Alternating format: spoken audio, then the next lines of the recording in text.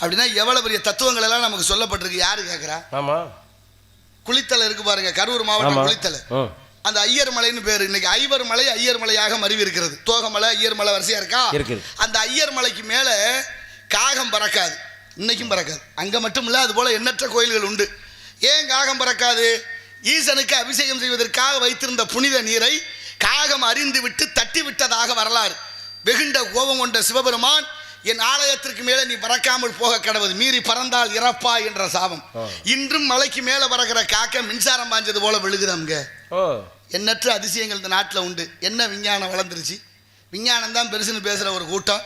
இந்த உலகத்தில் இந்த உடம்பை படைச்ச இறைவன் இதயம் கெட்டு போச்சுன்னா உங்கள் இதயத்தை எனக்கு வச்சிடலாம், என்னுடைய இதயத்தை உங்களுக்கு வச்சிடலாம். காலை இழந்துட்டா இன்னொருத்தர் காலை வாங்கி வச்சிடலாம். சிறுநீரகம் கெட்டு போனா மாற்றி வச்சிடலாம். அத்தனையும் மாற்ற முடிஞ்ச இந்த மருத்துவத்துறை விஞ்ஞான அறிவியல் வளர்ச்சி, மூளை கெட்டு போச்சுன்னா மாற்றி வைக்க முடியாது. உங்க மூளை எனக்கு வச்சா எனக்கு செயல்படாது, உங்க மூளை தான் செயல்படும். அப்போ மாறுது இல்ல, பண்ண முடியாது. சரி, அது போகட்டும். கையெழுத்து உங்க கையெழுத்தை நான் போட்டுடலாம், என் கையெழுத்தை நீங்க போட்டுடலாம். என்னுடைய ரேகையை நீங்க வச்சுக்க முடியுமா? அப்போ இத்தனை கோடி மக்களுக்கும் ரேகை தனித்தனியாக வச்சிருக்கிறானே, அவன் பெரிய ஆள் இல்லையா? கண்டிப்பா. யோசிச்சோமா நம்ம? ஒவ்வொருத்தர் மாதிரி இன்னொருத்தருக்கு ரேகை இல்லையே. அப்ப கைக்குள்ள இருக்கக்கூடிய ரேகையை கூட மாற்றி அமைக்கிற வல்லமை இறைவனுக்கு இருக்கின்றால் அந்த இறைவனை நாம் எண்ணி பார்க்க வேண்டாமா? ஒரு ஓட்ட உள்ள குடத்துல தண்ணியை நிறுத்தி வைக்க முடியாது. ஒட்டி வச்சா கூட ஒரு நாள் இல்லை ஒரு நாள் ஒழுகிறோம். ஒரு ஓட்டையே நம்ம அடைச்சி தண்ணியை நிறுத்த முடியாத இந்த பிறவியில இந்த உடம்புல எண்ணற்ற ஓட்டையை வச்சு இதுக்குள்ள அந்த மூச்சை நிறுத்தி இருக்கிறானே, அவன் யாரு, எங்கே இருக்கிறான் என்பதை உணர்ந்தோமா? அந்த உடம்பு தானா வந்ததா, ஒருத்தன் தந்து வந்ததா, ஏன் வந்துச்சு, எதற்காக வந்து என்ற சிந்தனை இல்லை. பார்த்தீங்களா? தட்சிணாமூர்த்தி இப்படி விரல் வச்சிருக்கிறார், ஐயப்பன் விரல் வச்சிருக்கிறார், மாணிக்கவாசக சுவாமிகள் இப்படி வச்சிருக்கிறாங்க. இதுக்கு பேர் என்ன? சின்முத்திரை. சின்னனா ஞான, முத்திரைனா அடையாளம், ஞான அடையாளம். இது சீவாத்மா, இந்த பெருவிரல் பரமாத்மா. சீவனை சிவனோடு சேர்க்கணும். எப்போதுமே சீவனும் சிவனும் பிரிஞ்சே இருக்காங்க, ரெண்டும் சேராது. சேர்க்கறது சின்ன விஷயம் இல்லை. யாரோட சேர்ந்திருக்கு? சிவன். ஆணவ மலம், கண்ம மலம், மாயமலம், மும்மல பட்சிகளோடு சேர்ந்திருக்கு. 3 மலங்களும் நீங்கி மலபரிபாக ஏற்படும் போதுதான் சீவன் சிவனோடு சேரும். சரி, சீவனுக்கும் சிவனுக்கு என்ன வித்தியாசம்? சீவன் எழுதுனோம்னா சுழி இருக்கு. சிவன் யாரு? ஆத்மாக்கள், உயிர்கள். உயிர்களுக்கெல்லாம் ஒரு சுழி உண்டு. சிவன் எழுதி பாருங்க, சுழி இல்ல. சீனா வானா இன்னன்னா, சீவன்னா சீ என்ன வானா இன்னன்னா, ஒரு சுழி தான் வித்தியாசம். நமக்கெல்லாம் சுழி சரியில்லை, கண்ட இடத்துலையும் சுத்துறோம், ஒரு வயலும் சொல்லு பேச்சும் கேட்கறது இல்லை. அப்போ சுழி சரியா இருக்கணும் அப்படின்னா இறைவன் ஆலயம் தொழுவது சாலவு நன்று. என்ற ஆன்மா, லயம் என்றால் ஒடுக்குவது. இந்த ஆன்மாவை ஒடுக்கக்கூடிய இடம் ஆலயம் தான். எவ்வளவு பெரிய ஆளா இருந்து என்ன செய்ய? கோயிலுக்கு போயாச்சுன்னா தலை வணங்கி தான் ஆகணும். எல்லாரும் பெரிய ஆள் தான். எனக்கு தான் நரசிம்மராவை தெரியும், மோடியை தெரியும், எல்லாரையும் தெரியும், எனக்கு நண்பர் தான், என்னோட படித்தவர் தான் சொல்லுவோம். சரி, ஏமே வந்துட்டா அவங்க எல்லாம் கிட்டத்தில் வர முடியுமா? யாரும் உதவி செய்ய முடியாது. அப்போ உயிர்னு ஒன்று இருக்கு, அது போகும்போது யாராலையும் தடுக்க முடியாதுங்கிற எண்ணம் நமக்கு வருதில்ல. இதையெல்லாம் எண்ணி பார்த்தால் மனிதன் வாழ்க்கையில் நேர்மையாக இருக்க வேண்டும். மனிதன் செம்மையாக வாழ்வதற்குத்தான் பக்தியை கொண்டு வந்தார்கள். எவ்வளவு படித்து முன்னியம் இல்லை, ஒழுக்கம் இல்லாத படிப்பு சிறந்ததாகாது. அதனால தான் வள்ளுவர் கூட கற்றதனால் ஆய பயன் கொள்வான் நற்றால் தொழாரனின் என்று பாடுகிறார். அப்படிப்பட்ட சிறந்த எண்ணத்தோடு நல்ல நம்பிக்கையோடு வாழ்வோம். அந்த வாழ்க்கை சிறந்த வாழ்க்கையாக இருப்பதற்கு ஆன்மீகம் நமக்கு சிறந்த வழியை காட்டும். எவ்வளவுதான் விஞ்ஞானம் வளர்ந்திருந்தாலும் விஞ்ஞானம் ஒரு நேரம் தம்பிச்சு போய்விடும், மெஞ்ஞானம் அதை வென்றுவிடும். எழுதி வைத்ததுதான் வரலாற்றுகளாக வருகிறது, கல்வெட்டுகள் தான் வரலாறுகளாக இன்றும் பேசப்படுகிறது. நீங்க கணினிமயமாக இருக்கிற எல்லாமே ஒரு நாள் அழிஞ்சு போயிடும். ஆகுமா? கண்டிப்பா ஆயிடும். நடக்குது இல்ல? அதனால யதார்த்தத்தோடு வாழ்வோம், இயற்கையை பேணி காப்போம். இயற்கை தான் நம்மை வாழ வைக்கும் என்ற தத்துவத்தோடு இந்த இடத்தின் சிறப்பை பார்க்கின்ற பொழுது ஒன்றை வைங்க. திருப்பதி மலை வாழும் வெங்கடேசா. சரி, 4 வைங்க. 3 ராகம். முதல்ல சுத்த சாவேரி. எல்லாம் வல்ல எம்பெருமானே ஏழுமலை வாசா, உன்னின் அருளாலே எல்லாம் நிறைந்தது எங்கள் ஸ்ரீனிவாசா.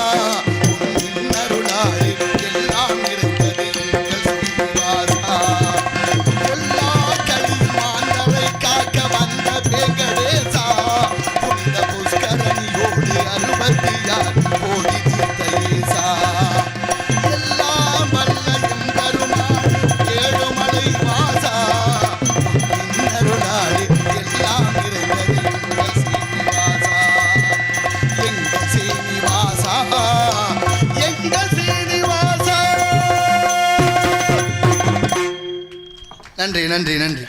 கை தட்டுறது ரொம்ப நல்ல வழக்கம். இந்த பணி நேரத்தில் உடல் நிலை சீதோசன நிலையை பொறுத்து மாறுது. தட்பவெப்ப நிலையும் ஒவ்வொரு இடத்துக்கும் ஒவ்வொரு விதமாக இருக்குது. நம்ம தமிழ்நாடு மட்டும்தான் சமதளமாக இருக்குது, மற்ற இடங்கள்லாம் மேடு பள்ளங்களாக இருக்குது. சேரநாடு, கேரளா, பக்கத்தில் இருக்கிற ஆந்திரா, அடுத்து கர்நாடகா எல்லாம் மலையும் மலை சார்ந்த இடமாக இருக்குது. நமக்கு மட்டும்தான் தமிழகத்தில் அதிகப்படியான இடம் சமதளமாக இருக்குது. ஏன் சமதளமாக இருந்தால் இங்கே தான் தட்ப வெப்பம் எல்லாம் சமமாக இருக்குது. கொஞ்ச நாள் வெயில் இருக்கும், கொஞ்ச நாள் குளிர் இருக்கும், கொஞ்ச நாள் அதுக்கு நேரம் அந்த காற்றுகள் மாறி மாறி. தமிழன் தான் காற்றுக்கு கூட பேர் வச்சிருக்காரு ரொம்ப அழகா. தெற்கே இருந்து வந்தால் தென்றல் காற்று, வடக்கே இருந்து வந்தால் வாடை காற்று, கிழக்கே இருந்து வந்தால் கொண்டல் காற்று, மேற்கே இருந்து வந்தால் கோடை காற்று.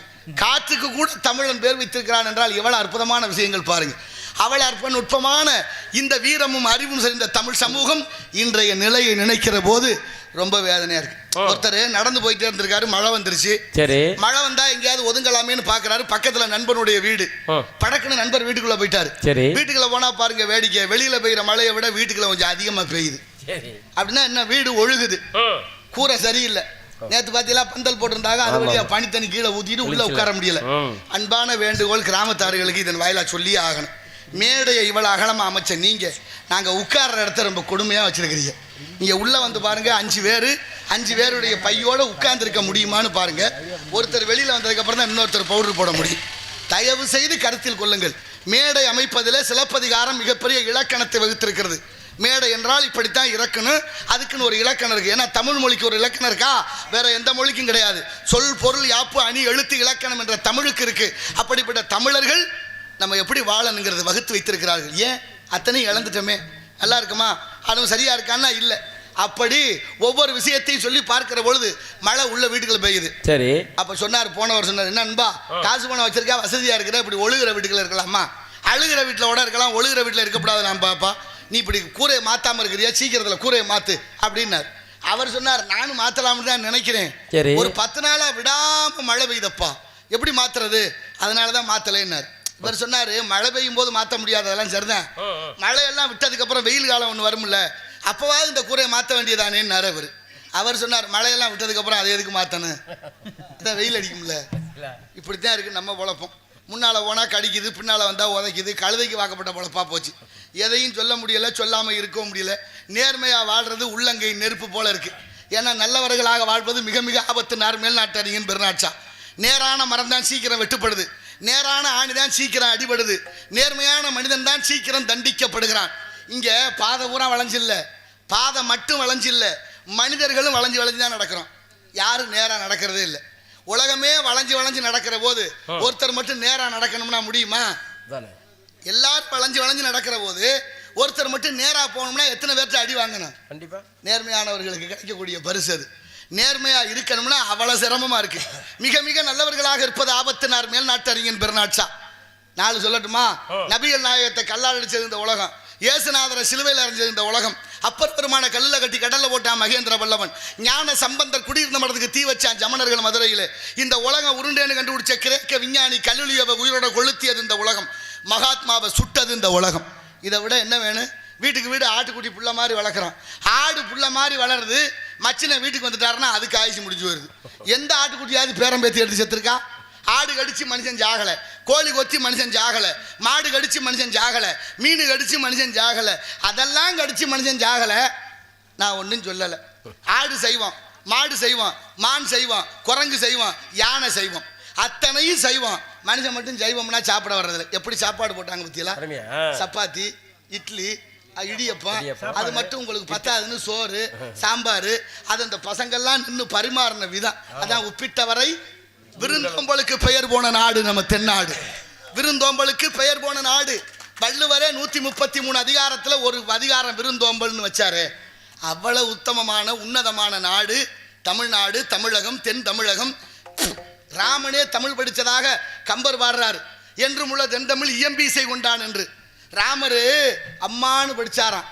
அரண்மனைக்கு வந்தாருன்னா அம்மானு தான் கூப்பிடுவாராம். அம்மா பேர் மனைவி பேரை சொல்றது இல்லையா? இன்னைக்கெல்லாம் மக்கள்லாம் அப்படியா இருக்கு. வீட்டுக்கு போனோன்னா மனைவி பேரை தான் சொல்றது. ஜான் ஜான் என்ன அம்மா பேர் ஜானகி, கீ அந்த அம்மா கிட்ட இருக்கு, இவர்கிட்ட இல்லை, அதனால ஜான் நிறுத்திக்கிடுவார். ஆனால் அவர் அம்மானு கூப்பிட்டார். நான் சொல்லல, குலசேகர ஆழ்வார் பாடுகிறார். அம்மா என்று உவந்து அழைக்கும் ஆர்வ சொல் கேளேன்னு தசரதன் அழுதாராம். தசரதன் அழுததாக குலசேகர ஆழ்வார் பாடுகிறார். எப்ப கையினுடைய வரத்தை கேட்டு ராமன் காட்டுக்கு போகணும் 14 ஆண்டு. அப்பாவும் சொல்லிட்டாரு, ராமா நீ காட்டுக்கு போகணும். அப்போ சொன்னதுக்கு அப்புறம் ராமர் தசரதன் வருத்தப்படுறாராம். எப்போதும் அம்மா அம்மான்னு கூப்பிட்டுக்கிட்டே திரிவானே நம்ம மைய ராமே, அந்த சுத்தமான தமிழ் வார்த்தை நம்ம காதில் கேட்டுக்கிட்டே இருக்குமே, இனிமே அம்மா என்று உவந்து அழைக்கும் ஆர்வச்சொல் என் காதில் விழாதுன்னு வருத்தப்பட்டாராம். ராமரே தமிழ் படிச்சிருக்காருன்னா ராமரை கும்பிட்டு 50 பேரும் தமிழை மதிக்கணும்ல? கண்டிப்பா மதிக்க மாட்டேங்கிறாங்களே. எங்க போய் சொல்ல என்ன நடக்குது இங்க? அவ்வளவு உயர்ந்த மொழி தமிழ். யாமறிந்த மொழிகளிலே தமிழ் மொழி போல் இனிதாவது எங்கும் காணோம் என்றார் எட்டயபுரத்து முண்டாசிக்கவிஞன் மீசைக்கவிஞன் பாரதி. அப்படி நல்ல விஷயங்கள் எல்லாம் மதிக்கப்படவில்லை என்பதுதான் வேதனையான விஷயம். அப்படி ஆடு மாடு மனிதனுக்கெல்லாம் பல்லு தட்டையா இருக்கு, ஏன் தெரியுமா? தாவரத்தை உண்ணுவதனால. நாய் நரி புலி சிங்கத்துக்கெல்லாம் பல்லு கூர்மையா இருக்கு, ஏன்? மாமிசத்தை உண்ணுவதனால. நீங்க பாருங்க, எங்க ஐயா வாரியார் சுவாமி கேட்கிறாரு, மனுஷன் செத்தா புதைக்கிற இடம் சுடுகாடு, மனிதன் இறந்து விட்டால் புதைக்கும் இடம் சுடுகாடு, ஆட்டையும் மாட்டையும் கொண்டு புதைக்கிறீல வயிறு என்ன சுடுகாடான்னு கேட்கிறார். நான் என்ன கேட்கிறேன், 40 வயசுக்கு மேல உடல் நலம் கருதியாவது சைவத்துக்கு மாறலாம் தானே? இன்னைக்கு சாப்பாடு கூட நஞ்சா போச்சே, சரியான உணவு இல்லை, சரியான பாதை இல்லை, சரியான போக்கு இல்லை, அத்தனையும் இழந்து கொண்டிருக்கிறோம். ஆனாலும் வள்ளுவர் பாடுகிறார் 133 அதிகாரத்தில் புலால் மறுத்தல் அப்படின்னு ஒரு அதிகாரம் வச்சு, கொல்லான் புலானை மறுத்தானை கைகூப்பி எல்லா உயிரும் தொழும் என்றாரே. இந்த காதில் வாங்கி இந்த காதில் விட்டுட்டோம். எப்படி போய்கிட்டு இருக்கு? அப்படியெல்லாம் போகாமல் நல்லதை சிந்தித்து நல்லபடியாக வாழ்வதற்கு எத்தனையோ வழிகளை முன்னோர்கள் கண்டார்கள். வள்ளலார் சொன்ன மாதிரி கடை விரித்தே கொள்வார் இல்லைன்னு போய் விடாமல் சில விஷயங்களை சீர்தூக்கி பார்ப்போம் என்று வைங்க. தென்னகமாம் இன்ப திருநாட்டில்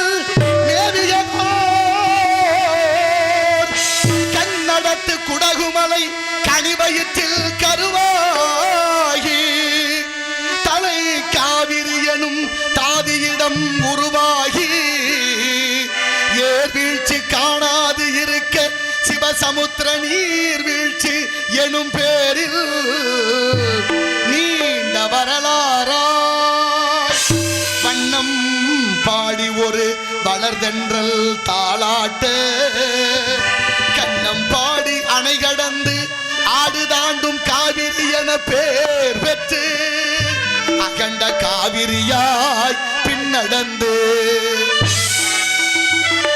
கரிகாலன் பேர் வாழும் கல்லணையில் கொள்ளிடத்தில் காணும் இடம் எல்லாம் தாவி பெருகி வந்து நம் தஞ்சை வளநாட்டை தாயாகி காப்பவளாம் தனி கருணை காவிரி போல் செல்லும் இடம் எல்லாம் சீர்திருத்தி பேர் பெருக்கி கல்லும் கனியாகும் கருணையால் எல்லோர்க்கும் பிள்ளை என நாளும் பேச வந்த கண்மணியே மகளே எங்கள் வாழ்வே இதய கனி எங்கள் இதய கனி மக்கள் எல்லாம் என்றும் நம் இதய கனி.